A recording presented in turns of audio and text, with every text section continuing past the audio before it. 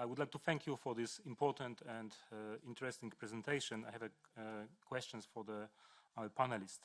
The UN 2005 Basic Principles and Guidelines on the on the right to the remedy and reparation for victims of gross violations of international human rights law and serious violations of international humanitarian law says a victim has a right to remedies and justice. However, in practice, victims can't enforce that right. Victims can bring claims against states, and often legal doctrine confuses the area between individual acts and states' acts, which stops claims from being made against individuals. In short, there are many examples of seeing that justice is done and perpetrators of crimes face justice, but the victims don't get redress.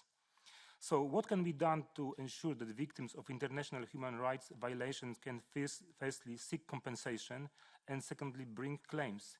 This is particularly important as concerns Ukrainians, victims of war, who have lost personal and material assets. Do they bring claims against individual Russians or Russian states? Thank you.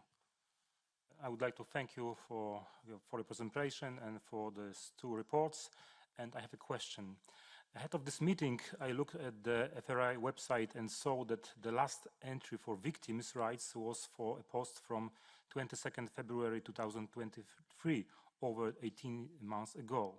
It was a press release for a report where the former FRI director, Michael O'Flaherty, said, "Many victims of crimes are not adequately supported nor protected.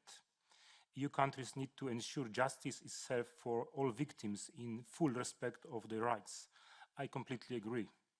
If we consider war crimes, international law removes the statute of limitations, meaning victims always have access to justice.